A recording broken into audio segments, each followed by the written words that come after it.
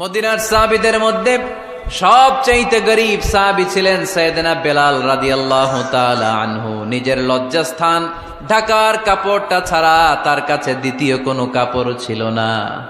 সকালে যদি খাবার পেত, দুপুরে খাবার ছিল না, দুপুরে পেলে রাতের জন্য ছিল না, আজকে খাবার থাকলে কালকে নেই।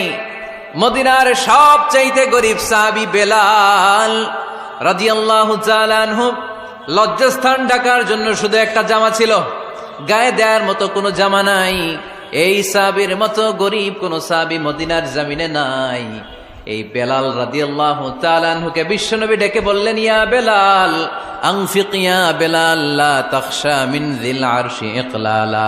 ও বেলাল, আল্লাহর রাস্তায় দান করো, কারণ আমার আল্লাহর ধনভাণ্ডারের কমতি নাই।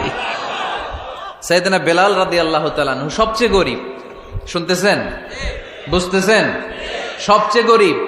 ডাউন পার্টটা ঢাকার মতো একটা গার্মেন্ট ছিল, একটা কাপড়, এটা পেঁচায় আসতো, নামাজ পড়তো। গায়ে রাখার মতো কোনো জামা নাই, আর খাবার দাবার টাকা পয়সা বলতে নাই।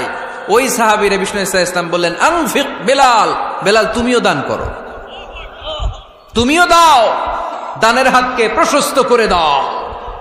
আনফিক ইয়া আদম উনফিক আলাইক, হে বানি আদম দাও, দিলে আমি তোমারে দেব। কেজির এটা হুজুরে দিয়ে দিলাম, এরপরে কেউ আমার 20 কেজি দিলে ওইটা ধরবো, ওইটা আবার আরেকজনরে দিব, এরপরে আরেকজন 30 কেজি দিলে ওইটারে ধরবো। কথা বলেন, কথা বলেন, কথা বলেন। এজন্য আল্লাহ বললেন, ইনফিকুনা ফিস সাররাই ওয়াদ দাররা, আমার মুত্তাকি